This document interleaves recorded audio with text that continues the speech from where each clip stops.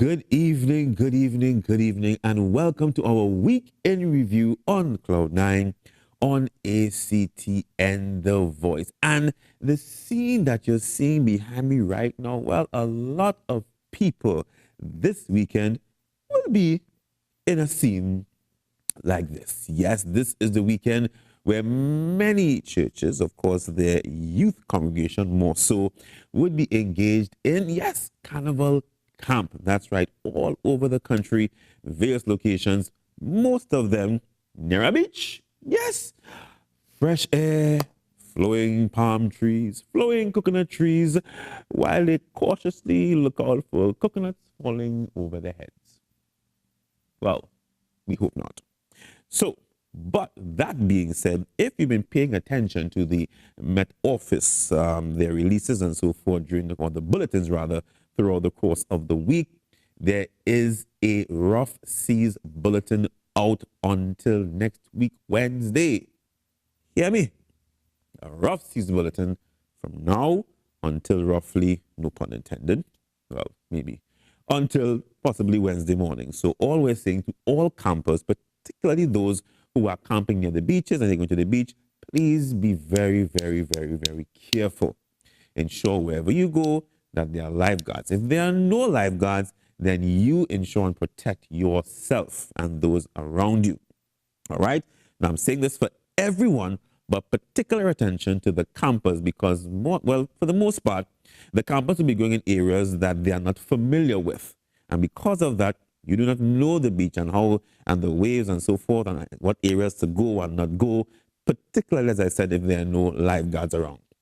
All right? So please keep that in mind when you go to your camp this weekend. And above all, be filled with the Holy Spirit. Have a good time. And we'll see you back next week, Wednesday, refreshed and ready to go. So we are ready to go right now. In our first story, well, you can say second story, right? Yeah, nice, good. We pay our attention, or we turn our attention rather, to young AJ Aberdeen. Remember that young man? Yeah, became a Facebook sensation overnight. A true humble spirit, humble heart of a young man who is doing what he has to do to stay on the straight and narrow. And God has truly been blessing him because of his decisions. What are they? Well, take a look at this clip. Good morning. My name is AJ Aberdeen. I have my own personal pepper garden. Well, what inspired me to start to sell peppers?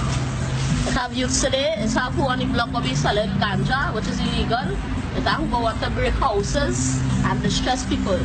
I not done that. I want honest money, so I come out there to sell a little peppers. All right. So do you work in the garden yourself? Yeah, I plant my own things. Together with your family? Me alone. Oh, so who? Look, my friend there, if you feel alive. Your friend? You have your own garden? Yeah, I plant. Yeah? So are you inspired to do a crop in your garden too? Oh, you gotta try. He's doing a good thing. So mommy and daddy helps you? Not really. Your brother and sisters help you? I alone, my own. Where you got the idea from? My uncle, just plant. You have an uncle? He don't plant in my garden, he on his own section. Oh, up inside Santa Cruz? No, yeah, Lacono there. Lacono? Yeah. All right. Do you study your work hard? Yeah. What you came out in test? First, auto mechanics. First in auto mechanics? Yeah. How you did in maths and English? Well, maths, and a 43% in maths, right? And a 62 in English. All right, awesome. And science?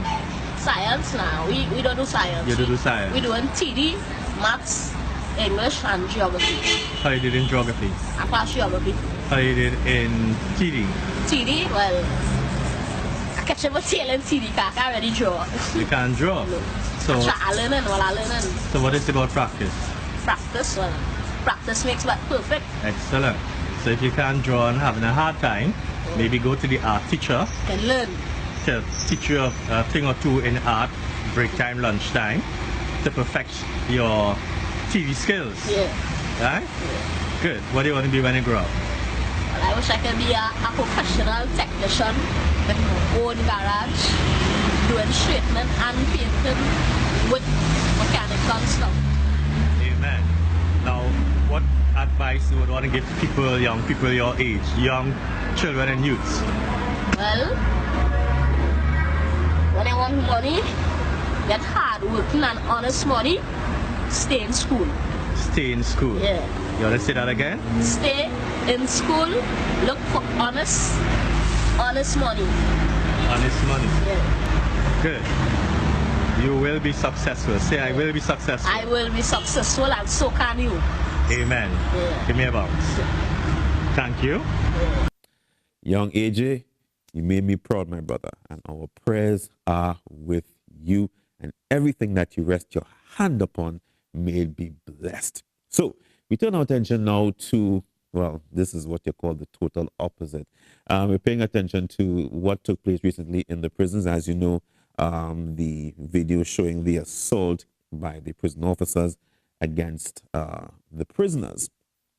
And, well, of course, you're going to get mixed reviews. We spoke to Mr. Wayne Chance, the president and founder of Vision on Mission, about, his thoughts on it. And, we've always been making a point about political will, social will, spiritual will, and, of course, the will. Where there's a will, there is a way. And for many times, we realize that there's just no will. So nothing happens, nothing moves, no chains are broken, no walls are falling down. The Jericho walls are watching and just laughing at us because why? We are not using the right strategies that God has given us to break down the walls around our country, in our systems, in our schools, as the case may be, prisons, etc. We're not using the right strategies to ensure that these walls come down and we can truly have freedom in Trinidad and Tobago. And if you go back to that biblical account, it was very specific, strategic, and it was well thought of. And of course, everything had to be hinged on the word of God. So we go back now to this place where are we hinging on the word of God for revelation, or are we taking all the hinges off the doors and leaving free passage for any demonic force to go in and out, and destroy our systems? Well, Mr. Wayne Chance spoke about his hope for the prison system, his hope in the new commissioner of prisons, and he touched as well on the church role in all of this. As you know, we've been doing a series, Where is the Church? And he also spoke about that as well in this next clip. I don't know if you had the opportunity to, there was a video on social media after what took place at the prisons with the, the prisoners being beaten and so forth, where a young man who was inside at one point in time, but it seemed as though he is saved and everything now. He was just reflecting, and he says that, the prison officers themselves and those in authority, they are part of this dark system that they claim that the prisoners are the only ones that are guilty. He was making reference to the point that when you have prison officers who are literally, they have these prisoners in bondage by the things that they do illegally, and then the prisoners look as though as they are the only ones wrong. We have heard this time and time again. What are your thoughts on that video of what took place and the whole concept of this whole thing about prison officers whose hands are just, who are even more dirty, as they say, than the prisoners themselves? Well, let me start by saying that there has been a new appointed commissioner of prison by the name of Gerard Wilson. Mr. Gerard Wilson is an officer prior becoming commissioner. Right. I have seen operate in and out the inmates and officers population, and I think he has been pronouncing on what has transpired in a way that really bring clarity. And I say that to say my comments is not too far from what he has put into the public domain as it relates to the challenges that faces the inmates and the challenges that faces the officer, the rogue elements that is within the prison service, as well as the different gang members that and criminals in the context that try to continue to run their route, their business, or whatever they are in while within the walls of the prison system. So it is a challenge. And what we saw in the video, there is no way some of the actions could be justified. We saw where officers would have acted in a way that, raised a lot of alarm in the public domain. Right. But for I to say, look, that on the part of officers, that the inmate also very, very, at times, certain groupings, certain circles within the prison could be very opposing, right. very, how to call it? Rebellious. Rebellious? Rebellious, yeah, to the rules and regulations of the prison system. It's not easy. I don't know if you would have saw a recent video as well, where a search was attempted to take place at MSP, and where inmate, it's circulating on social media right now. But it's the other side of what we saw recently in the public domain, also via social media.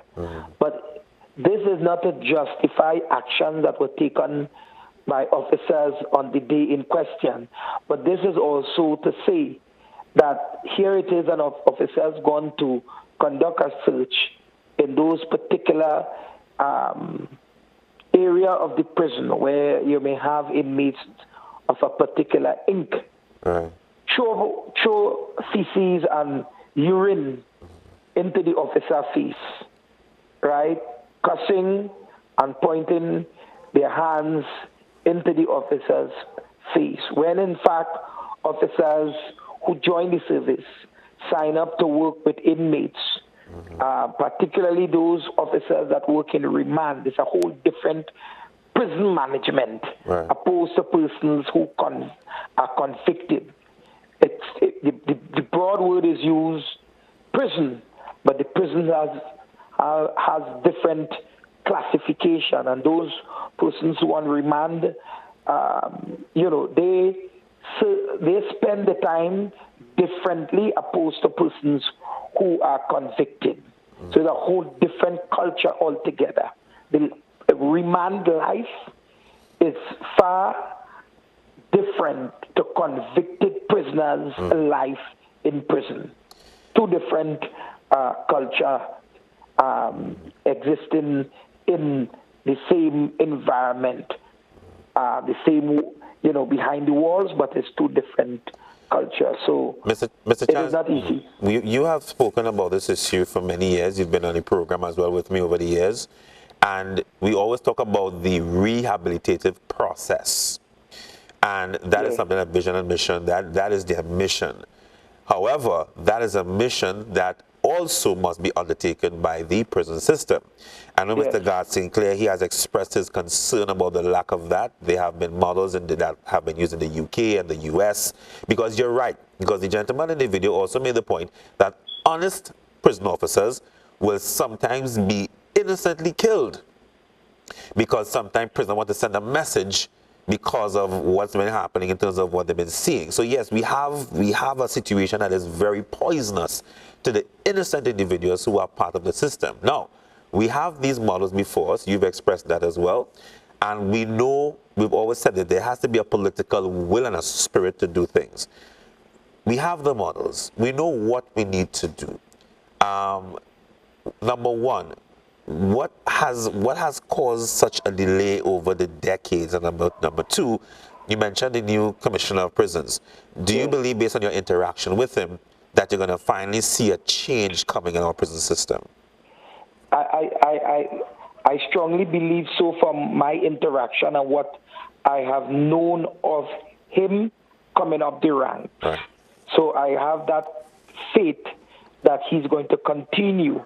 I know sometimes when people are given new portfolio responsibility, new levels of leadership, things can change. But I have not seen that from Mr. Gerard. As a former inmate and one who worked in the system, I want to say that I have confidence at this time and in the leadership of Mr. Gerard Wilson to bring about the necessary change and reform, both with officers and inmates within the Trinidad and Tobago prison system. It's not going to be an easy one for him because there is a mafia that exists within the prison. There is a trade that operates within the prison. There is officers who make a living of the vulnerability and the needs and desires, so to speak, of inmates. A big trade. A phone like a smartphone is $10,000 and $15,000 for a smartphone in the prison. And these monies are not paid like an inmate at times may not have that money in his cell. There may be instances, but a lot of times an inmate would allow his family to deposit that money into an account or somewhere where the officer might be able to access it, and then the phone comes. So with that kind of lucrative opportunity that exists, there are officers, sometimes based on their own needs, based on their own challenges, to make their ends meet, are sometimes succumb to those bidding within the prison, right? There are a lot of opportunities, monetary opportunities that present itself within the prison. And you are seeing the kind of situation revealing itself in terms of a prisoner going in a police station to use a washroom and cannot be found. All those things, I would say, allegedly, situations where people are succumbing to the bidding of the criminal elements or those who have the wherewithal. And as long as those things exist, any commissioner who is bent on reforming would have a challenge on their hands to bring about, because the prison has shifted long time, Sheldon, from a retributive model to a restorative one that looks at how do we rehabilitate this person so that he can return to the community and no longer be a threat. And not come to prison to be beaten, to be punished, but to be transformed. There are officers who have not bought in to this new model, have not bought into this new process. They are accustomed with the brutality, kick off, bust ahead, rock so, right?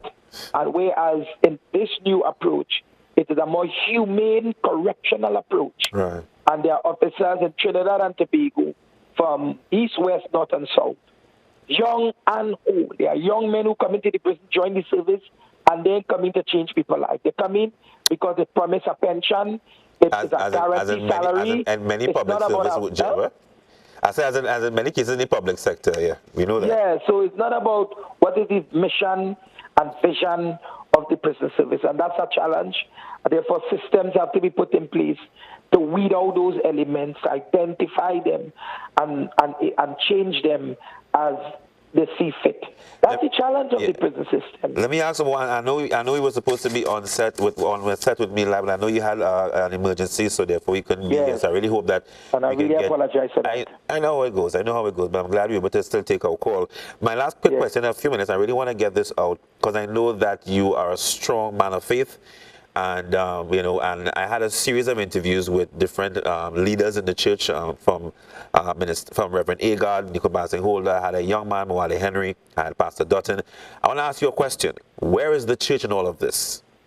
Briefly, in a few minutes, time we can expound upon it when you actually come on set. Where is the church in all of this in being the solution or the critical solution? The church is there. It would be very hypocritical of me to say the church is not there. The church is very prominent in the prison. As a matter of fact, I benefited from the churches coming to the prison. And a lot of transformed life are a result of churches coming to the prison. What has happened is that the church operates now in a new era, but they have not moved as fast as the ground is moving, the elements are moving, and to meet and to challenge the criminal elements from that spiritual perspective. So what is happening is that churches go into the prison and conduct services, and at different intervals have baptism, right? Where men give their life to Christ, get baptized in the prison, continue to go to church services. Some are able to hold their ends together upon release, because upon release, for a number of them, the church is no longer there in a meaningful way. That's the thing. There seems to be a disconnect when they come out. Yeah. They get disconnected from the church, from in the prison. Right. So church no longer could, because of the nature of the beast, operate only in the prison. The church now have to extend their wings and arms beyond the walls, right? To help this individual now form Christ in the free world. It's easy to form Christ in the jail, but the church must understand, not because one finds Christ, it is a permanent and everlasting situation. One could backslide, backslide into a state of relapse or what have you. So that whole nurturing, that whole mentoring, that whole coaching and discipling need to continue outside the wall of the prison. Right. The challenge with the church is that the inmate coming, or the prisoner coming, or the ex-prisoner coming to the church. So what is happening is that a lot of pastors, this can hit hard here now on your show, a lot of pastors see the person in the prison as a prisoner even outside of the jail. So see, you see the person in the jail is having a prison experience. Yeah, we have one minute but he's again. Go not ahead. a prisoner for life. Yeah. Before he became a prisoner, he was a member of the community. He was a father. Something would have happened that he ended up in prison. He was not for statistic. 6 He months, was, a year or so, and then he comes back out to reintegrate and to store or to resettle back into that kind of way of life. Well, let's take a short break. When we come back, we switch our focus to the carnival. Yeah, wondering how come? Well, school's out. What does that mean? You're lost. Okay, well, when we come back, I'll tell you more about school's out.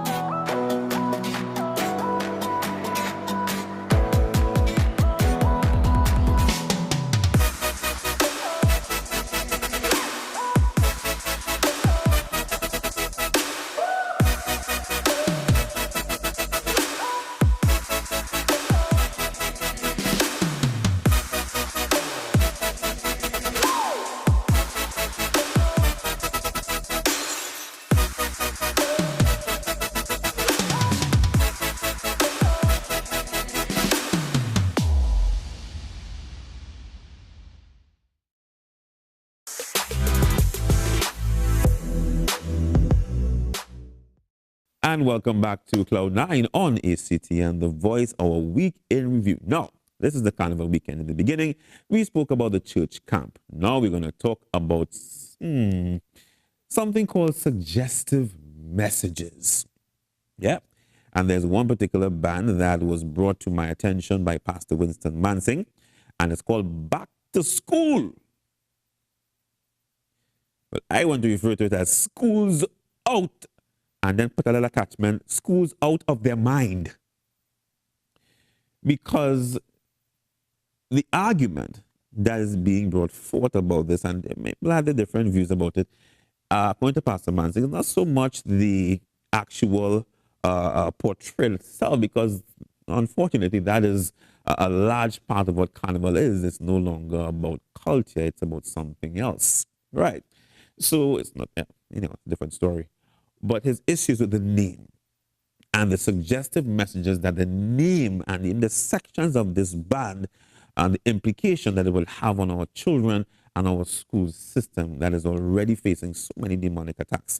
And we need to be very sensitive to what we're doing in the midst of the carnival. I say carnival and culture are two very different things. And he went into detail about that. So let's go in this first, it's two parts. Let's go to part one of the concerns raised by Pastor Mansing. And not just here, but he came to ACTN, The Voice first on Cloud 9 to address this issue. And then they had a press conference afterwards where other media houses went. So it's a national concern. So every media house took the opportunity to address what was being said by Pastor Mansing. Let's go to our first clip. So we had to talk about some specific things, and you brought to my attention, and I saw it fitting that we address this, and I know there would be a press conference taking place as well. Yes. So it's about a particular J'ouvert band. Yes. That caught your attention. That's right. And it has troubled your spirit. Yes. Like many of us when we see these things. But you made it very clear to me a short while ago that it's not so much about the actual attire. That in itself is a cause of concern. It's not about the band. The name. Please tell us more about this band. While on Facebook about a month and a half to 2 months ago, I saw the promotion of a J'ouvert band. And their portrayal for 2018 Carnival J'ouvert was back to school. And on that, and their promotion and the photo, you had these three young ladies dressed in very seductive, provocative, suggestive clothing. And the name of it is Back to School. And then the sections of the band, as you looked at the picture more carefully, in the photo you could see in the background, the sections were detention, physical education, and vice captain. Now we know in Trinidad and Tobago here, in this culture, in carnival culture, one thing means another and another means something else. Right. We understand the culture of double entendre and how things are very, very suggestive. And when I considered that portrayal, Mr. Sheldon, and for our viewers, it is very, very, very negative in its impact on the education system. And it places the young girls and the school systems as a sex symbol. And I thought it to be very, very insensitive and very discourteous of the band leaders to promote a back to school. You could have promoted back to work. You could have gone back to the market, back to the beach. But you did back to school, and you have these girls in these skimpy school outfits in a very, very suggestive sexual manner. Now, there's a specific agenda, right? Because at the end, you made a very clear point, why not back to work, back to school? Could you enlighten our viewers from a biblical perspective of what's really happening here? This is all part of an agenda by the enemy and assignments towards our young people. We've got to understand that the young people carry within them the seed to transform the present and the future. And they are targets of the enemy. And so there are very many strategies that the enemy would use to destroy them. Sexual promiscuity, drugs and alcohol, abuse and rejection. And therefore, leading them in this path and creating them as targets for the sexual vultures, especially in this present culture, is one of the enemy's strategy to destroy them. And so also, if you destroy and further weaken the school system, what will we produce to be leaders of tomorrow? So if we look at it from that whole picture of the leadership, the young people, the spiritual impact, because it sends a message to them that this is what we are. This is what we are portrayed as, and this is what we are seen as. And therefore it begins to affect them and have an effect on them subliminally, and they begin to live it out. I want to bring your attention to a statement that was made by our president-elect, and I spoke about it yesterday briefly, when she said that the system has failed our children. And I was making the point that the system speaks of someone in authority. But we have this very myopic view that those in authority are only the prime minister, the opposition leader, or those in government or in certain high places. But the mother and father, in my opinion, are the first authority figures in the home. So when we speak about the system, it's my belief that the system involves all of us. Do you think because of the inaction or the silence of some over this ban and others, which we'll talk about a little later on, that we've all somewhat failed our children, generally speaking? I will tend to agree with that, because I'm sure that there are many other persons who saw that portrayal and that promotion of that band on Facebook, or whether internet or in the promotions elsewhere, and maybe they didn't say anything, because until now, when we've been lobbying and trying to push the band leaders to please consider the impact it would have on the school system and the children, and they are unwilling to listen to us. In fact, the band leader was so rude.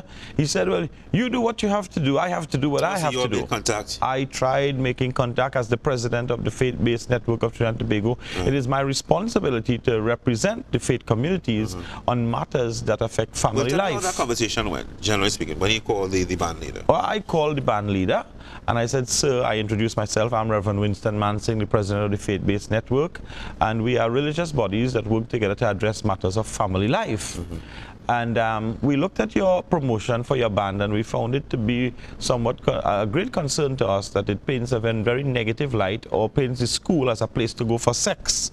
And therefore it creates the opportunity for young girls especially, and to become vulnerable and abused. And can you meet with us so I could explain to you the impact it is having, and even furthermore the impact because of the prevalence of HIV among young females, 17 to 25, and therefore if you consider all these things, so you would understand why you should maybe change it and don't portray school and the young girls like that. He didn't want to hear. He promised that he would meet with he me. did? Okay. He promised that he would meet with me after about a week and a half. We had a meeting set. I called in the morning to confirm that we'll be waiting at such and such an agreed place at an agreed time, and then he said, no, I can't make it again. Thereafter I continued calling the gentleman for about a month. Also, you've been trying to get... Yes, because as I said to him, it is not my desire to fight and become antagonistic, and I'm not against you having your band. This is culture and whatever. I may not endorse it, but it's the culture and it's the carnival season. But it's the message you are sending and the negative impact it will have that we are concerned about. Have your band, call it something else. Don't paint the school in this light. Do not paint our young girls. It just adds to what we've been seeing, and in their mind, as you said earlier on, it's like you're saying, okay, what I've been seeing and hearing, fine. Yes. If the adults say it's so, then it's so. And I must say, Sheldon, the band leader became very rude. He said, you do what you have to do. I am doing what I have to do. You're not going to stop us. My desire is not to stop anybody, but to save the nation. And I want to tell you, this message was sent to the Minister of Education through the Minister of Gender. And I asked through the Minister of Gender, can you all intervene? Minister of Education, can you intervene? No one has since intervened. I call now, even through this show, I use the opportunity to call on the powers that be, the ministers, the Minister of Gender, the Minister of Education, the Minister of Culture, the National Carnival Commission or Committee, whatever it is that governs the goings-on of Carnival, to ensure, just like you have a problem with Mr. Gosai's song, you should have a problem with the portrayal and the impact of this band. And I call on the powers that be to speak to the band leader. And I also call in creating awareness and speaking about the matter here on national television. And to all our listeners there from the Christian community and whichever community, we pray that these things will be reversed. And we also speak out against it in a very respectful way. I'm not calling people to protest and those things. I don't believe in things like that. You know, this is very damning to our nation.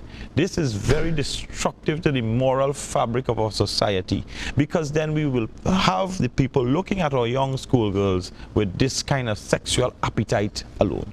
It is very negative. And it is feeding an already, I want to say, poisoned mindset in our country. I mean, I make the point quite often about what we feed into the soil and how we water to determine the kind of fruit that we bear. And if it is, we're already seeing the fighting, you know, and not so much because I'm only making a point that schools always had fights. But not the kind of fight, not the nature of the fight. And that's right. That is a different thing. So when you now bring a band, you glorify And mind you, can I jump in here, please? What kind the of fights you had in school back in the day, well, two boys wanted to fight, they put it up. But then after that, it was done. But it's not that there's gang fights in the schools and it's now. until death in most cases. Yeah, and to really serious injury. And then the sexual misconduct is even worse now. So when you do this, you're glorifying. That's sin, right. you're That's making right. The poison seems sweet. You are when saying it is that meant you to are kill actually saying that go right ahead. Yeah. This is what school is for. Yeah. You're doing the right thing by being sexually promiscuous. You're doing the right thing. That is what they are portraying. It is absolutely disrespectful. I think it is very, very distasteful. I am very appalled by it. Sheldon, sorry to be so strong on your program, but this is how I feel, and not just as a religious or a pastor, but this is how I feel as a father with a teenage daughter and a teenage son at the school. But this goes beyond your spiritual or your right. religious preference. This is a national issue that should affect you no matter who. It should affect every right-thinking individual should be affected by this. Ethics and morals. Forget if just the moral part about it should have you concerned. You know, there is a fine line between culture that we call carnival, some people, and vulgarity and abuse in what we are seeing now in our mass and all these kind of things. And if we keep saying nothing, is going to descend down this ladder of debauchery, shame, disgrace, even further. You know, as you mentioned that, again, there's this confusion, I like to call it, between what is carnival and what is culture. That's right. And you know, I don't know if you wish to touch on that, because we tend to confuse the two. And the carnival aspect, to me, it has somewhat suffocated what our culture is. You know, the culture would have been part of history and part of expression. You know, goings on and expression creates culture. Right. All right, and the heartbeat of a people as they celebrated freedom from slavery and so on. But are we still celebrating freedom from slavery? You know, what are we celebrating? And it has now deteriorated to the total feast of the flesh. That is what it is. You look at the pregnancies thereafter, the amount of new sexually transmitted infections, the amount of unaccepted abortions, or you know, unwanted pregnancies and so on. Is that culture? I would ask those, is that culture? Carnival has a lot of positives. Not carnival, so let me rephrase that. The culture of Kaiso, of mass, there are some positives. There's a lot of creativity. And but it's being overshadowed by the... But the creativity has been removed, and it has been replaced with nakedness. Smart. Yeah. Nakedness. You can't find a good mass anywhere. It's all Chinese made. So we no longer have true Trinidad culture. Where is it local anymore? We have a financial market for the Chinese beads and chains and bikinis. So who wish to deny it and bury their mass men the mass men of this nation have failed what we would call culture, and they have replaced it. I dare them to stand up and say that that is culture and that is art. Any failure could create that. You need someone with skill, creativity, and the capacity to think, to create something of beauty. Yeah, why think when it's just about making money? I guess that's how they see it. So that situation, I call on the powers that be, I call on persons to raise your voices via Facebook, call into the news stations and say the name of the band is I Rave, I Rave, and we want them to remove that portrayal of Back to School. All right. We end on this. We have a part 2. So we had Back to School, and now we have Teen Juve. Yeah. Teen Juve, as in a Juve band for teenagers. Take a listen. This one, right? It's on the screen. Now, I have some information on this, and it's basically a band, Pastor Mansing, for teenagers. All teenagers, only teenagers, right? Now, my concern is the attire is no different from the adults.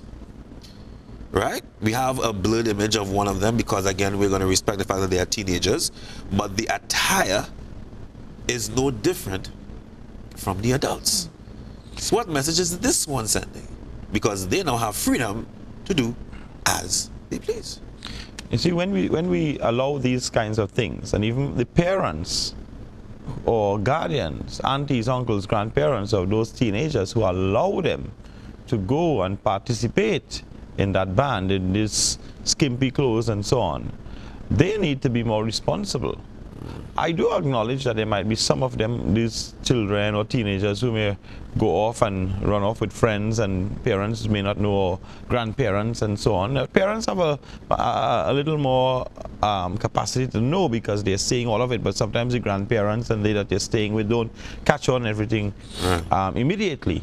It's very, very destructive to these young people because they are outside and they're vulnerable. And this is what they will grow up into because they're already tasting of it in this teen juve. And again, it's not about the band, but it's about the portrayal. They get that very so clear. I mean, while we don't believe in any of these carnival masks and any of these things, that's not that's not what we hold to as Christians. We believe in holiness and all of these things. However, when if you have that portrayal and you have them as guardians of the environment, so what they're doing, they're portraying a positive message of keeping the environment healthy and clean, or you're portraying upstanding citizens. So you create a culture of people who portray we are persons of integrity. If they're guardians of the environment, I wonder how they're going to dance. Huh? I wonder how they're going to dance on the day. Well, are they going to... No, let's be real, no. You see, people can't come at me with that because I've been there. I was in that part of the life.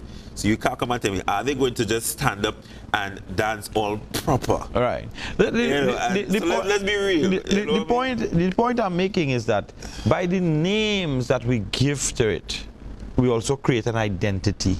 And what we are doing is telling these children that they are now identified as revelers. They are identified as lewd. They are identified as, you know, the sexual images of the day and for tomorrow. In fact, I wouldn't want, I just wish if sometimes we could just leave the children out of our mess. You know, but we've got to understand the demonic strategy behind it is to keep the markets available. Because while it's also immoral, it's economic for somebody, you know. So you've got to keep the markets flowing. So you move to the teens, and then it's very soon you'll move to the children. Not Kiddies Carnival I'm talking about, you know. I'm talking about the same thing. And then with the kind of pedophile behavior and thing we are having now, you put these little children, teenagers out there, and these big men come and they start with their dancing and their whining and all these kind of things. And, you know, it's a form of abuse, Sheldon. No, I don't know the band leader to the teen jury, but the first thing they might say is, oh, we have people protecting the girls, and so we'll have young men and teenagers, boys and girls, of course, in the band. But what guarantee you have that they're going to always stay with the band?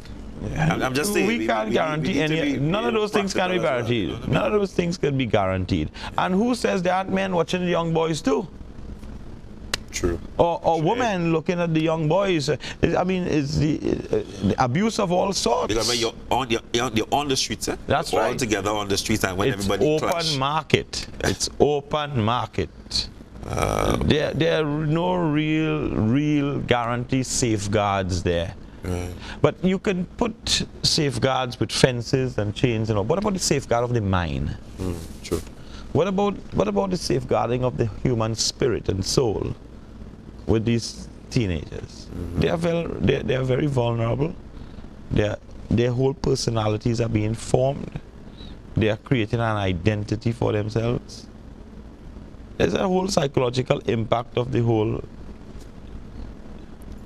You know, it's really a serious thing. And I know there are those who would be offended by some of the things that are being said, but the truth does offend, and when you're sitting in your quiet time at night, it will haunt you, I can guarantee. How you respond to that's a different story.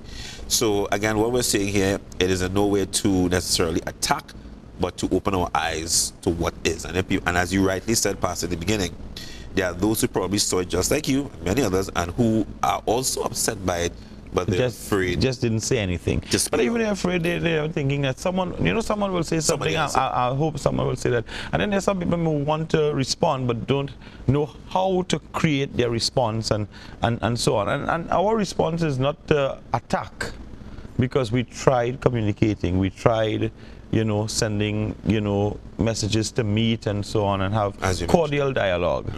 Unfortunately, there is an unwillingness so to do. Right. Now, before we close things off this afternoon, I also know that you are heading out of the country. Yes. And can you just briefly tell us exactly what is this major conference that you're attending to with all these leaders in Suriname? All right. Well, right now, the Pan-Caribbean Partnership on HIV and AIDS is hosting a Caribbean faith leaders consultation together with what they call key populations. In my opinion, we are all key population. Right. We are all key people. There is no population that's more key than the other.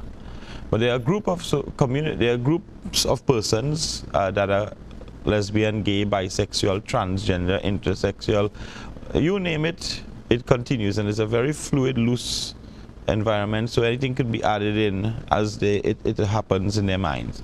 However, the Caribbean coordinators of the HIV response asked that the religious community and these persons, the key population as they call them, will come together for dialogue. Right.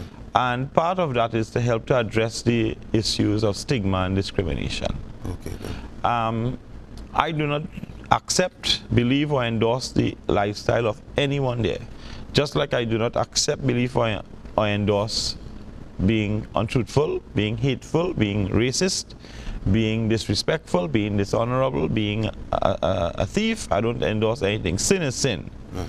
But when you fight for your rights to impose your beliefs of immorality on the rest of society, I have a problem with that. If that is the case, then every bandit in the country should start to protest for protection. You understand? Understood. So, we will meet, respectfully so, and we will be dialoguing on how we could remove stigma and discrimination. Mm-hmm. I look at it from the perspective of the love of Christ. Jesus said, neither do I condemn you to the woman, but go and sin no more. Mm. And I'm hoping that as a presenter there and as a regional member of the Faith Leaders Committee, I hope to present the gospel in a real way. I will be presenting in a very, very passionate way, a very non-compromising way, but I will also be very respectful. I mean, still show the love of Christ in what you're trying to say and do. But the objective of the meeting is I know that the secular entities will have their agenda, right, but we see the removal of the stigma and discrimination, helping to learn and understand people so that we can help people to come out of their challenges as the bigger role for us faith communities. Understood. Especially from the Christian faith. I cannot speak in its entirety for the other faiths. I know that there are some groups that are very, very, very very strong against. We are very strong against it as well. Of course. But what we are not going to support is violence against anybody and stuff like that. You know, we're not going to put people out of their homes. We're not going to tell you that you should be taken to the square and shot because you are homosexual or bisexual. We don't believe in things like that. No, we don't. Again, if that should be done, then we need to start. Again, this is where you're going there to make the points very clear what you are for or what we are for and what we're against. Yeah. All right, so we're giving you some food for thought. So my advice to you is take your time, chew it, process it well before you make a comment, all right? Because we're just trying to show you more than that. We're trying to show you what God is showing you through his word. So put on your spiritual eyes, all right? Put it on, put them on. So let's take a break. When we come back, I'm going to wrap things up with 2 other clips for you. And and the last one in particular, I really want us to pray for this child when we come back.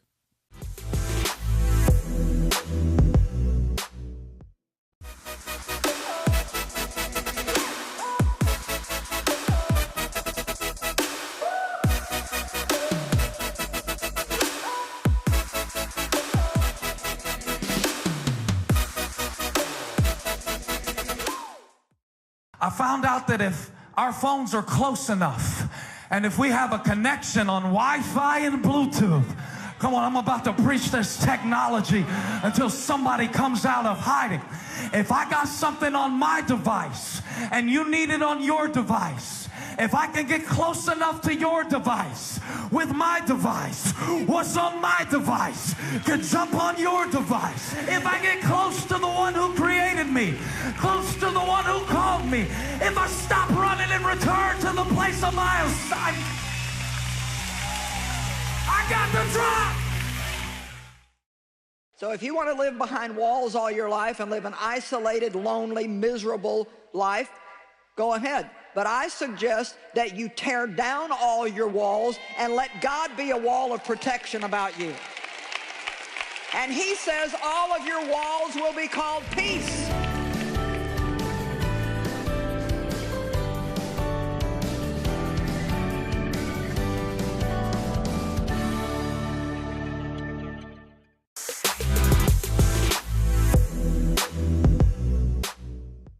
Now, we're going to close things off with this. This was brought to my attention, of course, via social media. Actually, no, it was initially sent to a group that I'm a part of as one of the leaders of the Tunapun Open Bible Church. And that's why I first saw the video. And then, of course, as I went on social media, it was all over of this 13-year-old girl who is claiming that she's being abused by her mother, that she's being sent out into different parts of Port of Spain to work the streets. I mean, I'd have to read and spell for you, right? And it was very disturbing what she had to say.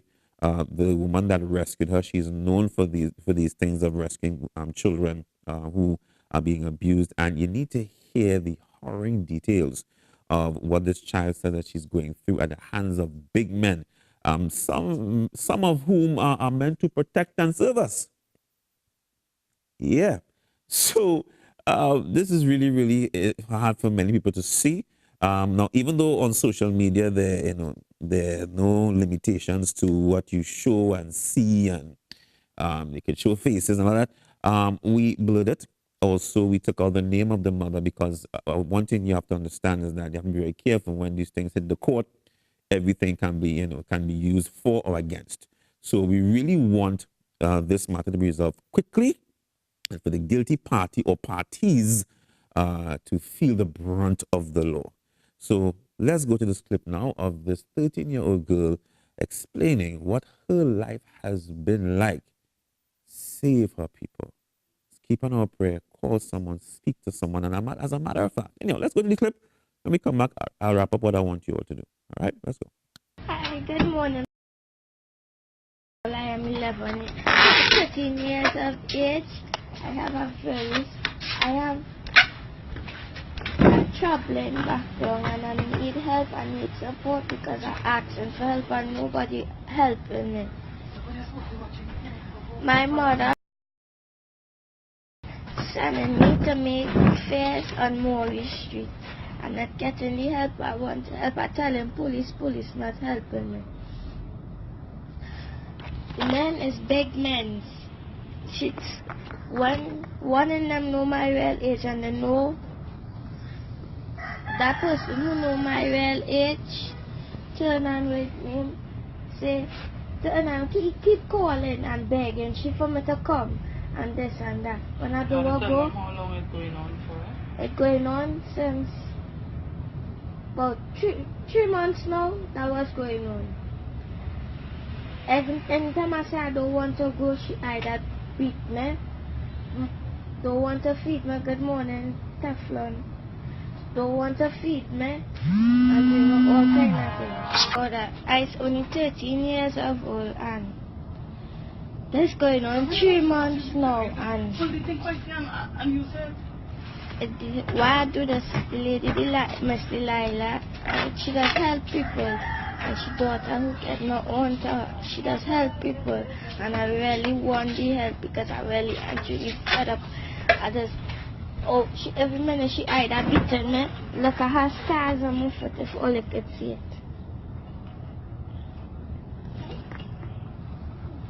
Scars on my neck too. From my mother beating me. asking, please, and I want everybody, I could just ask a favor only to share this and I could get the help, please, because my mother does be abusing and I really am really fed up. 3 months that went on straight and it's still going on and making back and she have one set of girls working for she on Maury Street. She have, and all of them is underage kids. Only one girl is over the age, and that's the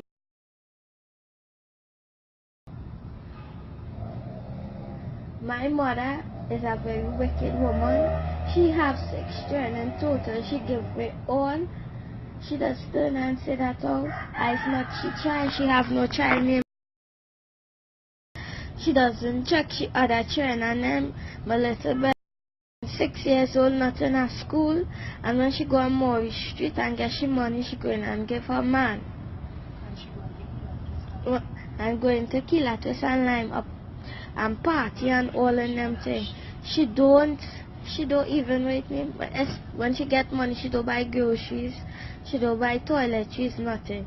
All she just want to do is party and give she man money. She man interfered with me. 3. She child father boy B and she other child father fire interfere with me and she interfere with me. And when I tell she these is the words come out she mouth, I trying to mash up she and she man relationship. I know she needs to get locked up, but when I ask for the help, the police and them ain't doing nothing. They just saying I need a house to go in. That is all. And I don't want to go in a home. I'm telling you the truth. I don't want to go in a home. The only best place I could stay right now is with my sister. But right now she nothing. But I have a lot of people I don't want to take custody of me. But everywhere I go, my mother just come and I make them back and all the people just get fed up and send me back. Now, I'm going to close on this. She's not the only one. There are many others, not just in that area, but throughout the country, who the same things are happening to, and we turn a blind eye to it. It is time we speak out, speak up, raise our voices to the mountaintop, and watch these again. People have a tendency to run in fear. And I go back to the same Jericho walls. I go back to Gideon. And these 2 leaders had their fears, but the fears were crushed because they heed and they hinged on the word of God. And they said what? God instructed them specifically what to do. It's not about us. Don't try and do this in your own strength. Don't try to figure out how I can help out this child or that child or this person or that person on your own strength. You will fall. I can guarantee you. You have to hinge on the word of God and hear what he's saying. Be sensitive to his voice. And he will tell you how to strategize and go about certain things in this very dark world. Do not be afraid. If you see something that is wrong, illegal, unethical, immoral, as the case may be, do something. See God, okay, God, how can I approach this? Who can I call? Where can I go? That kind of thing. And let the walls fall. Too many children are being hurt and we're doing nothing about it. I'm doing my part and I want to do more. So let us push each other to do more and keep tea in prayer for all those out there again in the camps. Be safe, be safe, be safe, be safe. We're hearing all kind of terror threats and stuff in terms of those going for carnival. Hey, be careful. That's all I have to say. It's not my thing. But if you're going out there, please be careful because there are many forces out there that want to lick us up in this country. All right? So God bless you. Take care of yourselves and each other. And I'll see you again next week, God's willing, right here on Cloud 9 on ACT and The Voice.